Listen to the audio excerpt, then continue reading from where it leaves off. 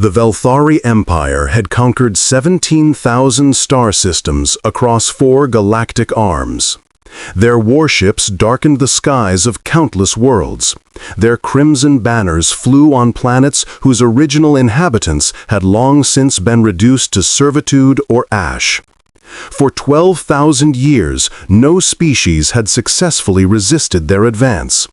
The Velthari considered themselves the apex of galactic civilization, chosen by the cosmic order itself to rule all lesser beings. When their scout vessels first detected Earth's primitive radio transmissions bleeding into the void, they laughed. The signals spoke of wars fought with chemical explosives, of spacecraft that could barely escape their own gravity well, of a species still clinging to a single fragile world. The Velthari High Command dispatched a modest subjugation fleet, merely 200 vessels, expecting the campaign to last no more than a single planetary rotation. They were not entirely wrong about the timeline. Admiral Keth Voran stood on the observation deck of his flagship, the Eternal Dominion, watching Earth grow larger in the view screen.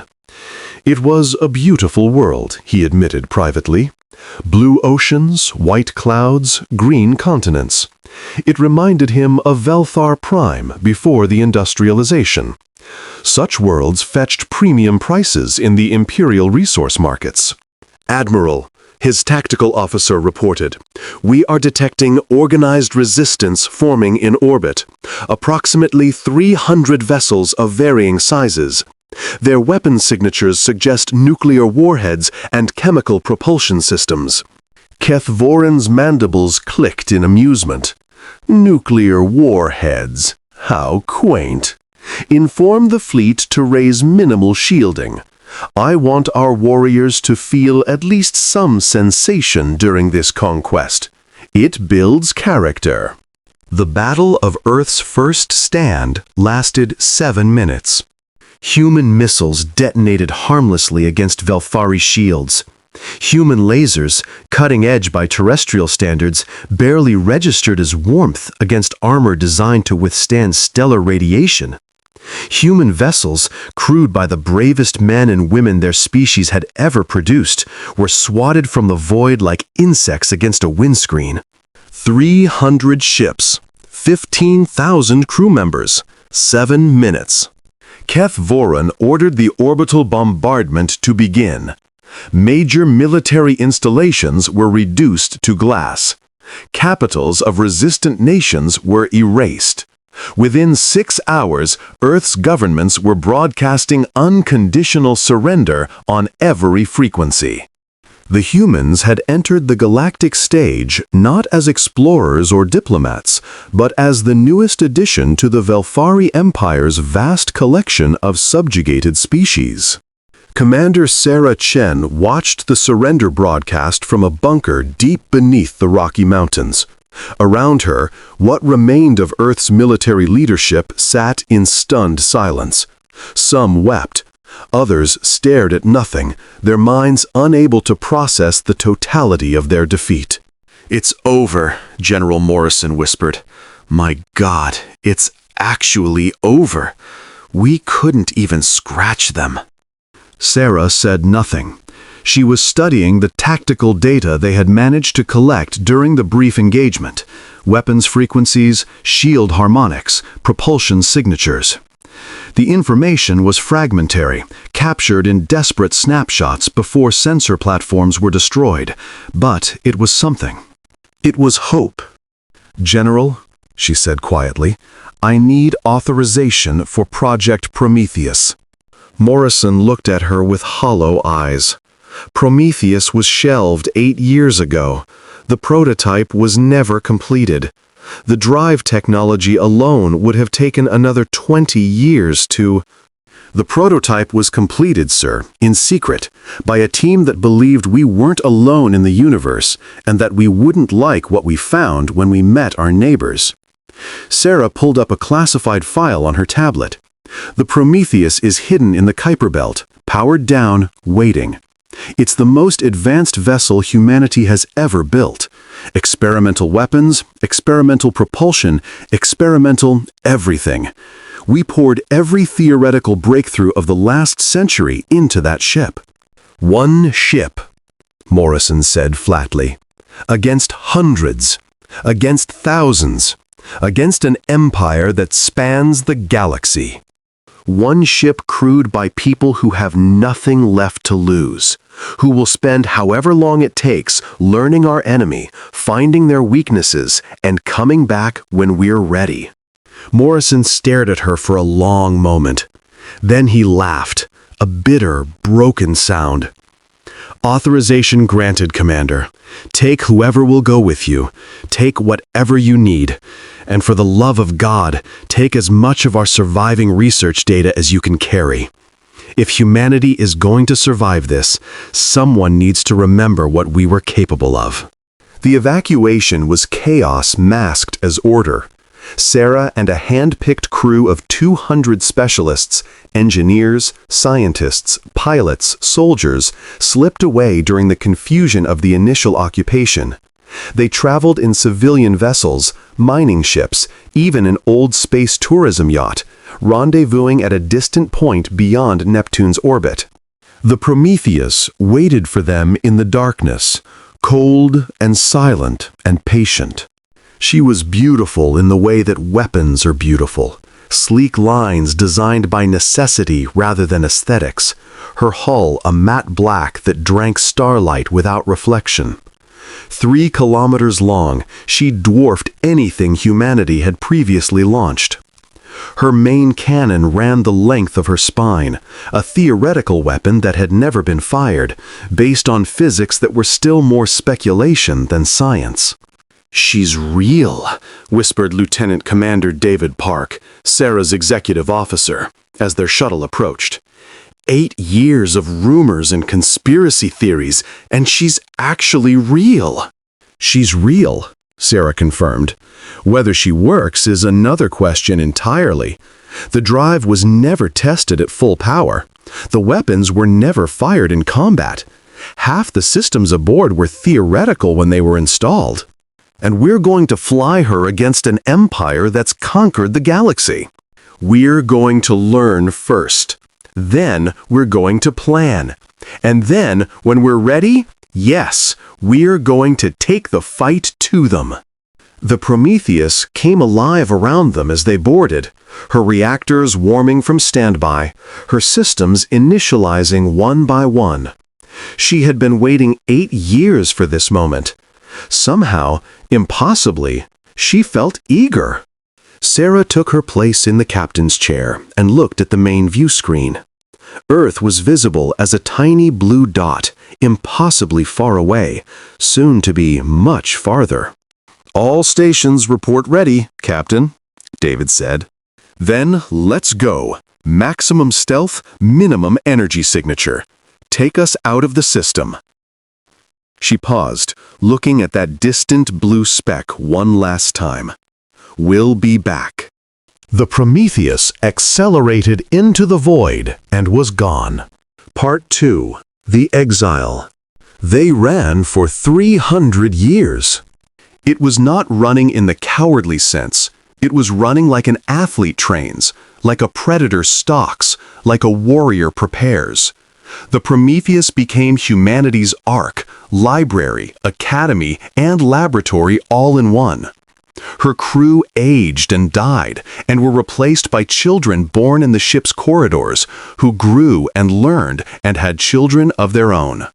Sarah Chen did not survive to see the end of the first year. A reactor malfunction during an experimental drive test flooded the engineering deck with radiation. She held on long enough to ensure the ship was stable, to record her final logs, to pass command to David Park, with a smile that still haunted his dreams. "Don't come back until you can win," she had whispered. "Promise me." He promised. David Park commanded the Prometheus for 47 years, guiding her through the treacherous spaces between the Empire's patrol routes, seeking out the hidden places where resistance still flickered. They found other subjugated species, the Karathi, whose homeworld had been strip-mined 2,000 years ago, the Yellen, who existed now only as servants in Velthari households, the Mektari, cybernetic beings who had been reduced to maintaining the Empire's infrastructure. From each, they learned. The Karathi shared what they remembered of pre-conquest science, theoretical frameworks that complemented humanity's own research. The Yellen, ever present in Velthari spaces, became invaluable sources of intelligence. The Mektari taught them about imperial technology, its strengths and its limitations. And the humans taught in return. They taught rage that never cooled. They taught patience that never wavered. They taught the fundamental human truth that oppression creates the seeds of its own destruction. Generations passed. The Prometheus grew, not in size but in capability. Her weapon systems were refined, upgraded, redesigned from first principles. Her engines became something new, a hybrid of human innovation and salvaged alien technology that could outrun anything the Empire fielded. Her crew developed tactics for asymmetric warfare, hit-and-run strategies that let a single ship strike and vanish before retaliation could arrive. They never stopped learning. They never stopped preparing. The humans born aboard the Prometheus were different from their Earth-born ancestors. They grew up in recycled air, under artificial lights, in the constant hum of a starship's systems. They learned to read stellar cartography before they learned to walk. They studied the Empire's history, its military doctrine, its weaknesses with religious dedication. And they carried with them the memories of Earth, not their own memories, but inherited ones. Videos of blue skies and green forests, recordings of children laughing in playgrounds, archives of art and music and literature. They knew what had been taken from them. They knew what they were fighting for. By the third generation, the crew of the Prometheus had become something unprecedented, a society built entirely around preparation for a war of liberation. Every child was trained in combat, in engineering, in tactics. Every adult contributed to the mission. There was no distinction between civilian and military. Everyone aboard understood that their entire existence was dedicated to a single purpose. Captain Marcus Chen, direct descendant of Sarah Chen through 7 generations, stood on the bridge of the Prometheus on the 300th anniversary of humanity's subjugation. He was 42 years old, with his ancestors' dark eyes and sharp mind, and he had spent his entire life preparing for this moment. "Status report," he said quietly. "All weapons systems at optimal performance," reported Lieutenant Commander Yuki Tanaka, his weapons officer. "The main cannon has been successfully tested at 40% power. Projections indicate full power discharge would—" "I've read the projections," Marcus smiled grimly. "Let's hope they're accurate." "Ship's AI reports all tactical databases updated with latest intelligence from our Yellen contacts," added Ensign Thomas Wright, the communications officer. "We have current disposition of the Imperial fleet, identified patrol patterns, and confirmed vulnerabilities in their shield harmonics." "Engineering reports the drive is ready for sustained operation," said Chief Engineer Amara Okonkwo. "We can maintain pursuit speeds for up to 72 hours before requiring cooldown." Marcus nodded slowly, taking in each report. 300 years, 12 generations, countless sacrifices, all leading to this. "Ladies and gentlemen," he said, "I believe we've kept the Empire waiting long enough. Set course for the Velthar Expanse. It's time to go home." Part 3. The Return. The Velthar Expanse was the heart of the Empire, a dense cluster of star systems surrounding Velthar Prime itself, protected by the largest concentration of military force in the known galaxy. The 7th Armada, pride of the Imperial fleet, maintained permanent station there. 800 capital ships, 4,000 support vessels, crews numbering in the millions. Nothing had threatened the expanse in living memory. Nothing had dared. Fleet Admiral Zethkoran, grandson of the Kethvoran who had conquered Earth 3 centuries ago, commanded the 7th Armada with the casual confidence of someone who had never faced a genuine threat. He spent his days attending court functions and his nights in increasingly elaborate entertainments. The Armada was more ceremonial than military at this point, a symbol of imperial power rather than a practical fighting force. When his sensor officer reported an unidentified contact at the edge of the expanse, Zethkoran barely looked up from his wine. "Identify and destroy," he said dismissively. "Probably smugglers." "Admiral, the contact is unusual. Configuration doesn't match any known vessel type. It's large, estimated 3 kilometers, but its energy signature is minimal, almost stealth level." "Then send a patrol squadron. Why am I being bothered with this?" The sensor officer hesitated. "Sir, the vessel just transmitted a message, audio only. It's in the old human language, the one from Earth." Zethkoran finally looked up, mandibles clicking in confusion. "Earth? The humans were subjugated 300 years ago. They're workers and servants now. They don't have ships." "Yes, Admiral, but this message, perhaps you should hear it yourself." The communications channel crackled to life, and a human voice filled the bridge of the Eternal Dominion II, named in honor of the vessel that had conquered Earth. "Attention, Velthari Imperial Forces. This is Captain Marcus Chen of the Earth vessel Prometheus. 300 years ago, your empire came to our world without warning, without provocation, without mercy. You killed our people. You enslaved our world. You believed you had broken us." A pause. Then, with quiet intensity, "You were wrong. You are hereby notified that the Prometheus is entering the Velthar expanse for the purpose of engaging and destroying Imperial military assets. We recognize that we are one ship against your Armada. We consider these odds acceptable. We suggest you raise shields and arm weapons. This is not a negotiation. This is not a warning. This is a notification of intent." Another pause. Earth remembers, and Earth has returned. The transmission ended. Zethkoran stared at the console for a long moment, then burst into laughter. One ship, one human ship, against the 7th Armada. He wiped tears of mirth from his compound eyes. "This is delightful.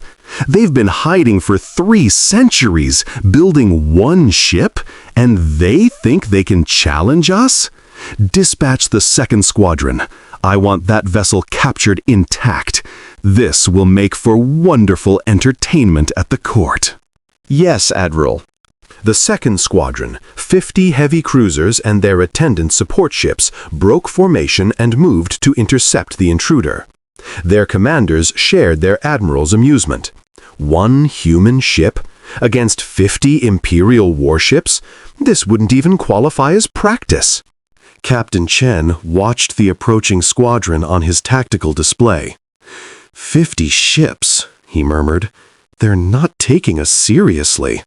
"That's good," Lieutenant Commander Tanaka replied, her fingers dancing over the weapons console. "Let them underestimate us." Time to intercept. 12 minutes at current approach speed. Marcus nodded. "All hands, battle stations. This is the moment we've trained for, the moment our ancestors dreamed of. Let's make it count." Throughout the Prometheus, crew members moved to their positions with practiced efficiency. In the engineering section, Chief Okonkwo brought the main reactor to combat output. In the hangar bays, pilots strapped into interceptors that had never seen real combat.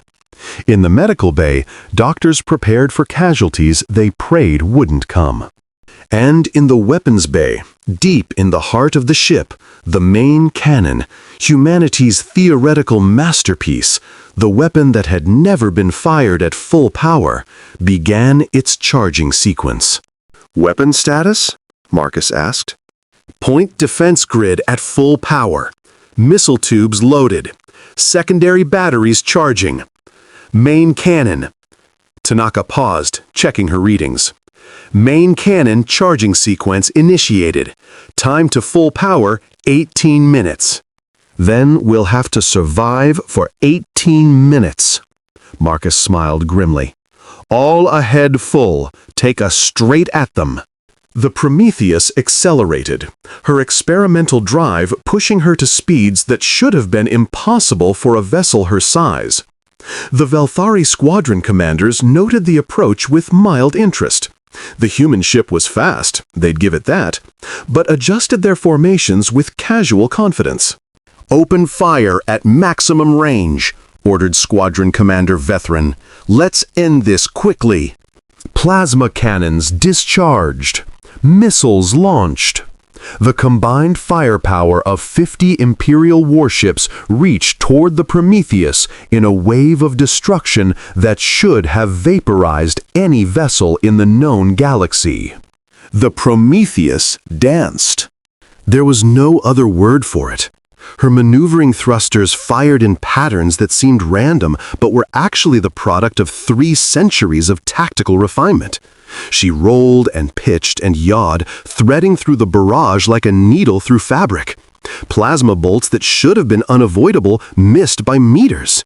Missiles detonated in her wake, their guidance systems confused by electronic countermeasures that exceeded anything the Empire had ever encountered. "Minimal hull damage," reported David Chen, the damage control officer and Marcus's younger brother. "Forward shields holding at 92%. "They're good," Tanaka observed with professional appreciation.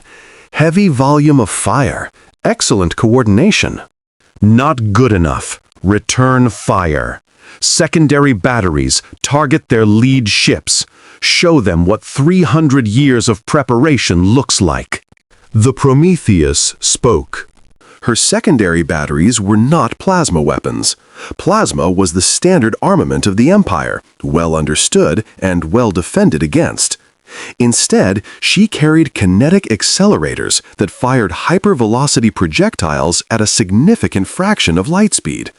The Velthari had abandoned kinetic weapons millennia ago, considering them primitive and inefficient.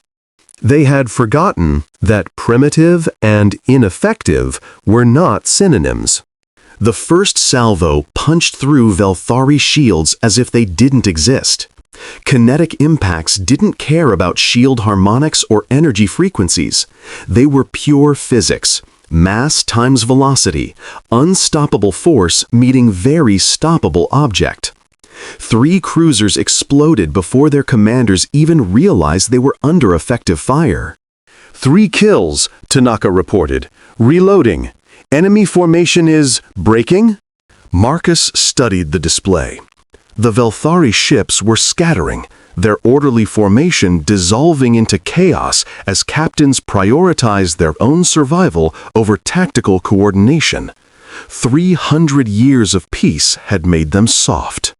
"Pursuit course. Don't let them reform. Continue fire at will." The Prometheus tore through the second squadron like a wolf through sheep. Her kinetic weapons shattered ships with single salvos. Her point defense grid shot down missiles before they could acquire lock. Her speed let her choose engagements, pursuing fleeing vessels or disengaging from concentrated fire with equal ease. 17 minutes after the engagement began, the second squadron ceased to exist. 43 ships destroyed. 7 captured, their crews surrendering when it became clear that resistance meant death. 0 human casualties. "Main cannon charged," Tanaka reported quietly. "Full power available on your command." Marcus looked at the distant Velthari fleet. still visible on long-range sensors. Not yet. Let's see what they send next.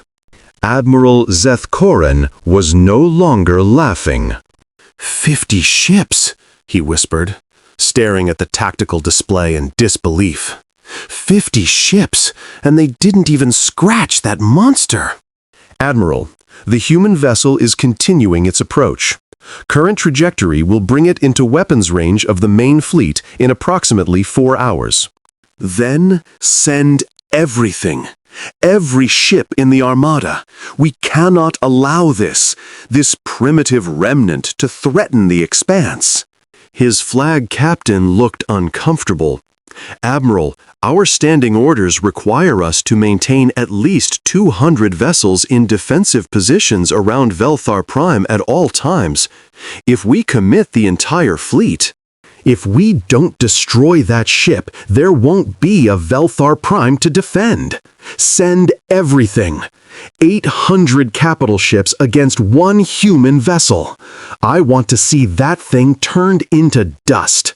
I want its crew's atoms scattered across the void. I want its very existence erased from history. Yes, Admiral. The 7th Armada moved.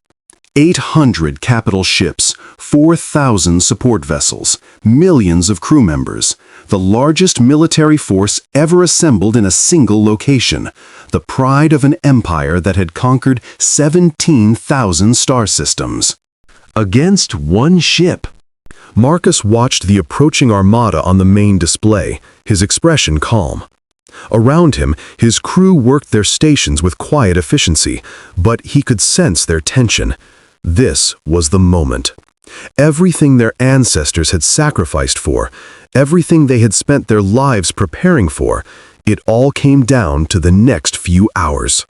Time to engagement range? 2 hours, 12 minutes, Tanaka replied. Main cannon status? Charged and ready. Targeting systems locked. We have one shot at full power before requiring a 4-hour recharge. Marcus nodded slowly. One shot. Against 800 ships. We'll need to make it count. Captain. Ensign Wright looked up from his communications console. I'm picking up transmissions from the Velthari fleet. They're calling in reinforcements from neighboring sectors. Estimate 6 additional armadas will arrive within the next 12 hours. Of course they are. Marcus smiled humorously. We hurt their pride. Now they need to restore it with overwhelming force. Sir, if those reinforcements arrive, they won't matter. Either we win in the next 2 hours or we don't win at all. There's no scenario where this becomes a prolonged engagement.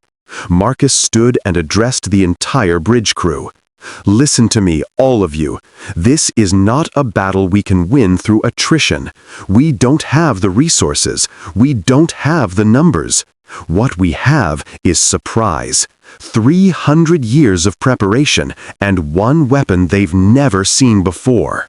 He paused, looking at each of them in turn.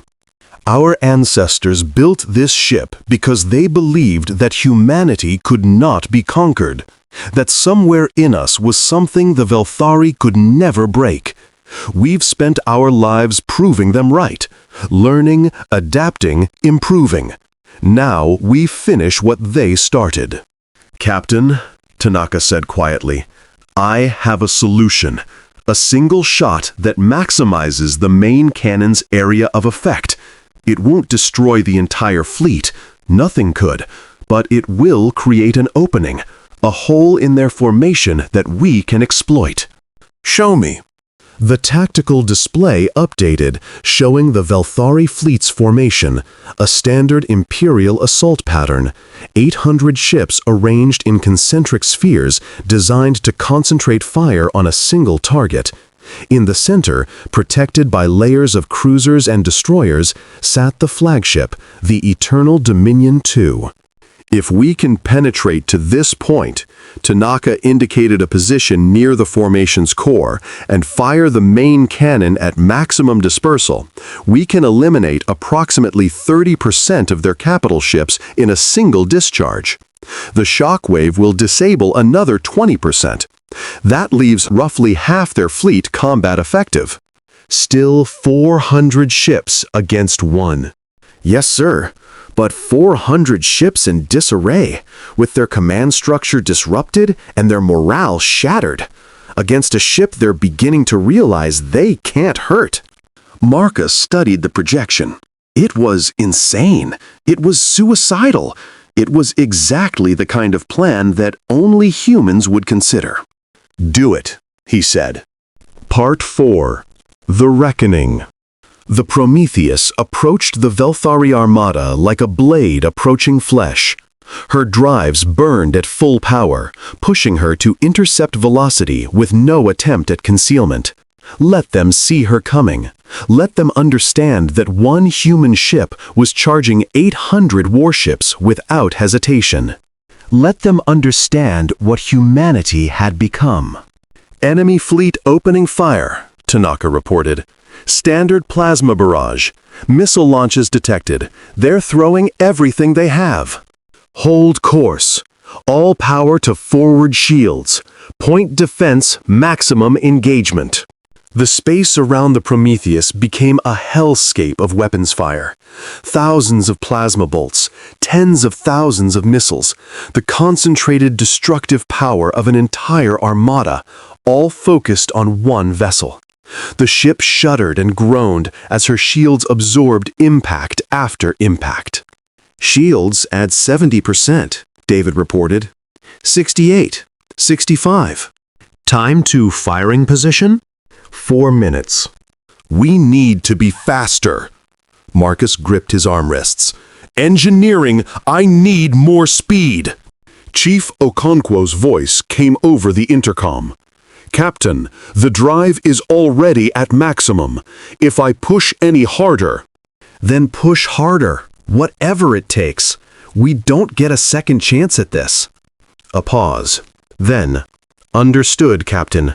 Overriding safety limits. Pray to whatever gods your ancestors believed in." The Prometheus surged forward, her drive screaming in protest, her hull groaning under stresses it was never designed to handle. The Velthari formation grew on the view screen, individual ships becoming visible as the distance closed. "Shields at 50%. 48. They're concentrating fire on our prow. Angle of approach 30 degrees starboard. Make them work for it." The ship twisted, presenting a smaller profile to the incoming fire. Plasma bolts streaked past, close enough that their radiation made sensors flare. A missile detonated against the hull, and somewhere in the ship, metal screamed. "Hull breach, deck 12, sealing bulkheads." "Shields at 37%. "Time to firing position? 90 seconds." Marcus watched the tactical display as the Prometheus dove into the heart of the Velthari formation. Ships flashed past on either side, close enough to see with the naked eye. Weapons fire came from all directions now, a spherical storm of destruction that the ship weathered through sheer speed and desperate maneuvering. "Shields at 25%. 60 seconds." A cruiser crossed their path, trying to block their advance. The Prometheus didn't slow. Her kinetic batteries spoke, and the cruiser became an expanding cloud of debris that the human ship punched through without hesitation. "Shields at 15%. 30 seconds." "We're not going to make it," David said, his voice tight with fear. "Shields will fail before—" "We'll make it." Marcus's voice was calm, certain. "We've come too far, sacrificed too much. We will make it." 20 seconds! The flagship loomed ahead, massive and arrogant, its weapons batteries pouring fire toward the approaching human vessel. Around it, hundreds of ships formed a wall of steel and plasma, determined to stop the intruder. Shields at 8%. 10 seconds. 5. Firing position achieved. All power to main cannon. Fire! Deep in the heart of the Prometheus, humanity's theoretical masterpiece, 300 years of physics, mathematics, and desperate hope compressed into a single weapon, discharged at full power for the first time. The main cannon was not a laser. It was not plasma. It was not a missile or a projectile or any weapon the galaxy had seen before. It was, in simplest terms, a localized disruption of space-time itself, a tear in the fabric of reality that expanded outward at nearly the speed of light, annihilating anything caught in its radius. The theoretical models had predicted a radius of 10 kilometers. The actual radius was closer to 50. Admiral Zethkorin had exactly 3 seconds to realize that he was going to die.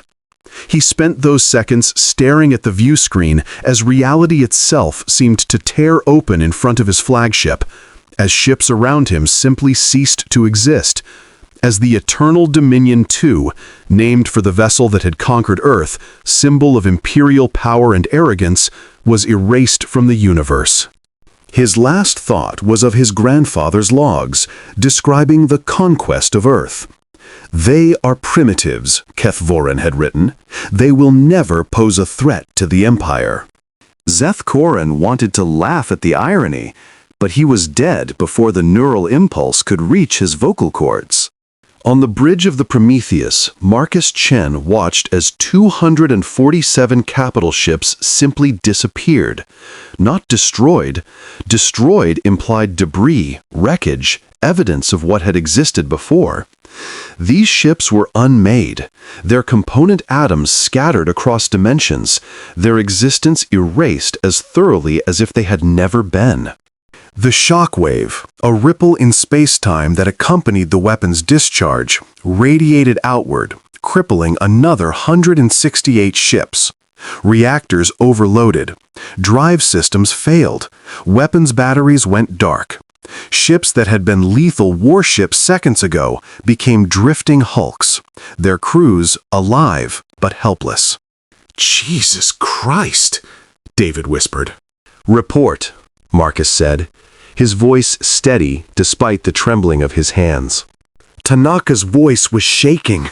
415 enemy capital ships destroyed or disabled. Remaining hostile forces, they're breaking off. They're running. Pursue. Don't let them reform. Captain, the main cannon is recharging. We won't have... We don't need it. Secondary weapons only. Show them that even wounded, we're still more than they can handle. The Prometheus accelerated after the fleeing Velthari ships, her kinetic batteries hammering any vessel too slow to escape. Panic spread through the Imperial fleet like wildfire. Ships collided with each other trying to flee. Commanders screamed contradictory orders. Discipline dissolved into chaos. In the space of 10 minutes, the proudest armada in the Velthari Empire was reduced to a scattered mob of survivors running for their lives from a single human ship. Part 5. The Liberation. News of the battle spread faster than light itself, carried by faster-than-light communication networks to every corner of the Empire. Within hours, every subjugated species in 17,000 star systems knew what had happened, knew that the humans, the primitives, the slaves, the conquered race had returned, knew that they had destroyed the mightiest armada the Empire had ever assembled.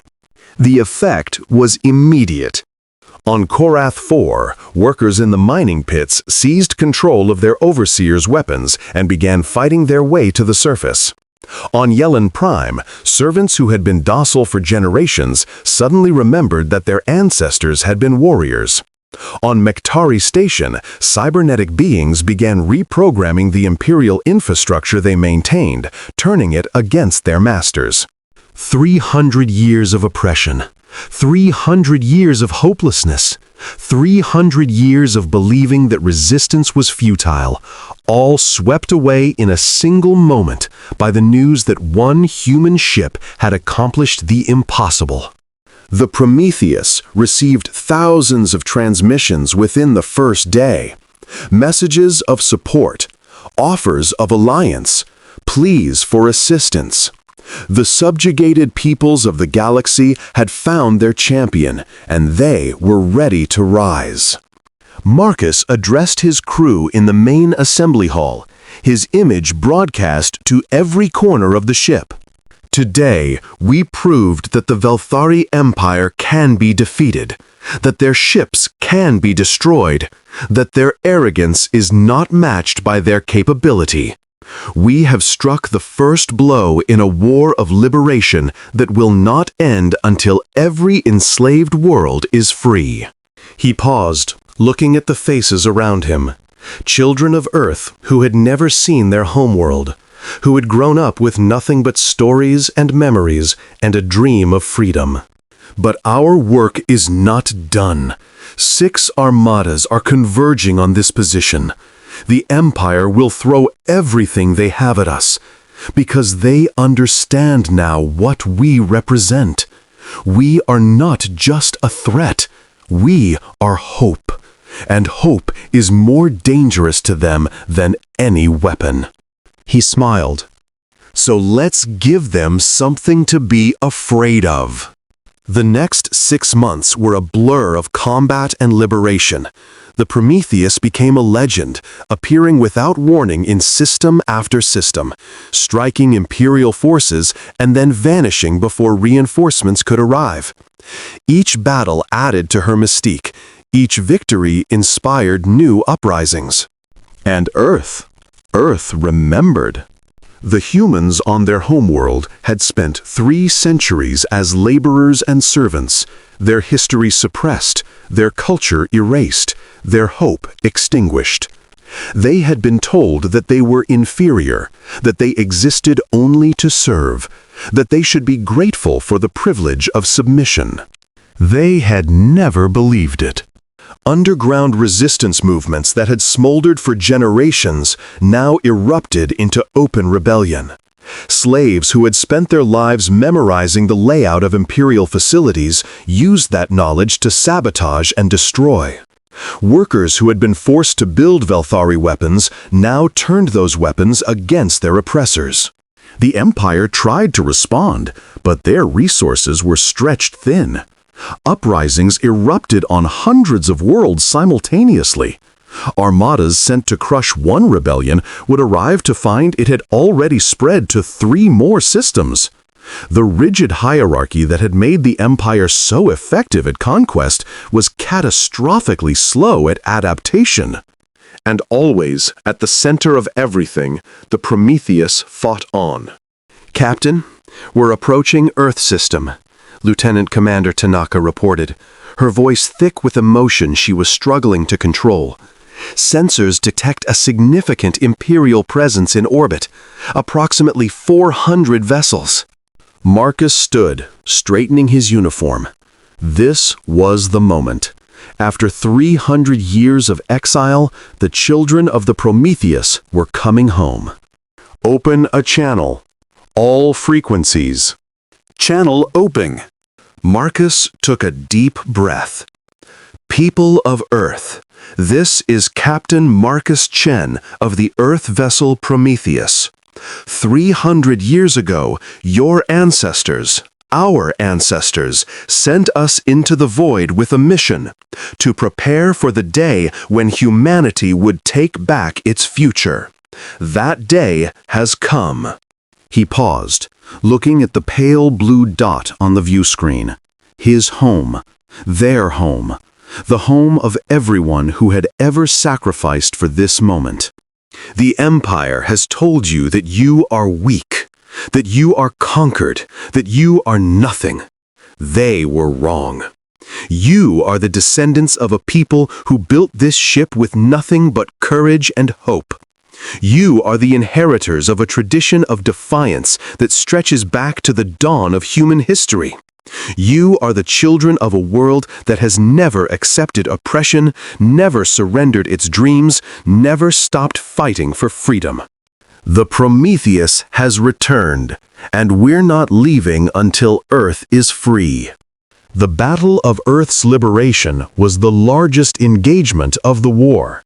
400 Imperial ships faced the Prometheus alone, but she was not alone for long. From hidden bases across the solar system, from concealed positions in the asteroid belt, from places the Empire had never thought to look, human ships emerged. Small ships, improvised ships, vessels that would have been laughably outmatched against Imperial technology. But they were not facing Imperial technology alone anymore. The Prometheus had spent 6 months liberating shipyards and manufacturing facilities. She had shared her designs, her technology, her weapons with every ally who would take them. The fleet that emerged to face the Empire at Earth was equipped with kinetic accelerators and human-designed shields, with drives that had been improved by Korathi engineers and weapon systems refined by Mektari programmers. 118 human vessels against 400 Imperial ships. The Valthari commander looked at the sensor readings and felt something he had never experienced before. Fear. All ships, engage the human fleet. Priority target is the Prometheus. Concentrate all fire on... He never finished the order. The Prometheus's main cannon, fully charged after days of waiting, discharged directly into the center of his formation.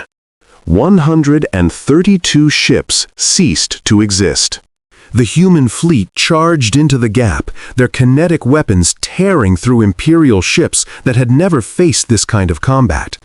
The Valthari vessels attempted to return fire, but their plasma weapons were less effective against human shields than expected. The shield technology had been specifically designed to counter Imperial armaments. The battle lasted 4 hours.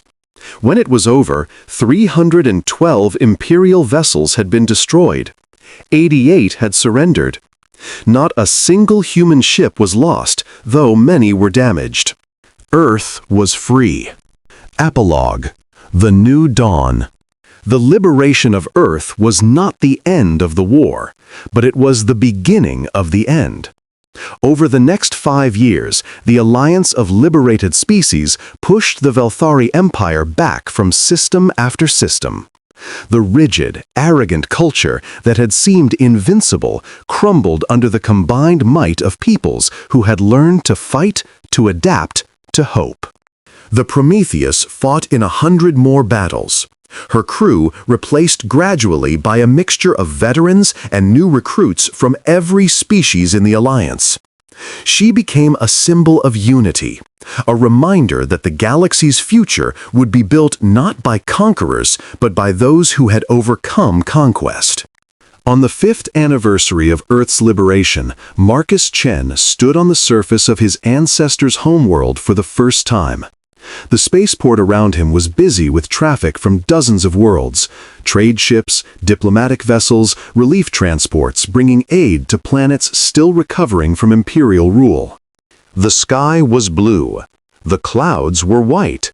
The grass beneath his feet was green. It was exactly as the archives had shown, exactly as his ancestors had remembered. Captain Chen. The voice belonged to a young woman, Earthborn, barely 20, wearing the uniform of the new Earth Defense Force. The Council is ready for you. Marcus nodded, taking one last look at the sky. Tell them I'll be there in a moment. The young officer hesitated. Sir, my grandmother told me stories about your family, about Commander Sarah Chen, about the day the Prometheus left.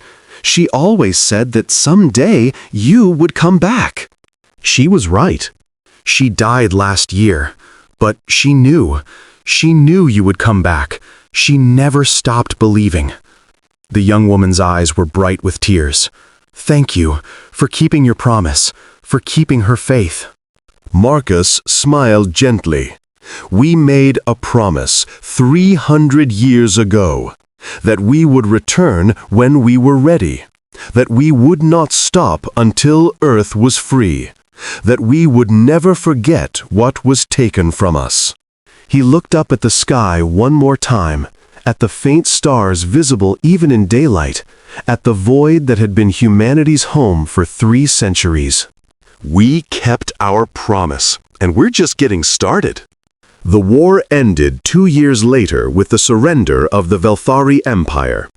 The treaty that followed established the Galactic Alliance, a confederation of free worlds dedicated to ensuring that no species would ever again be subjected to conquest and enslavement. The Prometheus was retired from active service and placed in permanent orbit around Earth, a museum and memorial to the generations who had sacrificed everything for the dream of freedom. Visitors from across the galaxy came to walk her corridors, to see where humanity had spent 300 years preparing for war, to understand what it meant to never give up. On the bridge, preserved exactly as it had been during the Battle of Earth's liberation, a plaque was mounted beneath the captain's chair. It bore a simple inscription: "For Sarah Chen and all who came after. You gave us a ship and a dream. We gave you a galaxy. Earth remembers." Captain Marcus Chen lived to see the 30th anniversary of liberation. He spent his final years writing the history of the Prometheus, not the technical details or the battle reports, but the stories. The people who had been born and lived and died aboard a ship in exile. The children who had grown up without sky or sun, who had learned to love a homeworld they had never seen. The courage of generations who had refused to accept defeat. His final entry, written on the morning of his death, read, "They called us primitives. They thought they had conquered us. They believed we would accept our place as servants and slaves. They did not understand what humanity is. We are the species that looked at impossible odds and said, let's try anyway. We are the people who refused to surrender even when surrender was logical. We are the civilization that spent 3 centuries in exile, never losing faith that we would one day return." The Velthari learned what every tyrant eventually learns. You cannot conquer a people who refuse to be conquered. You cannot break a spirit that refuses to break. You cannot destroy hope. Earth remembers. Earth endures. Earth prevails. And the galaxy will never forget what one ship and the stubborn species that built her accomplished. Humanity, as it turns out, was never conquered at all. The end.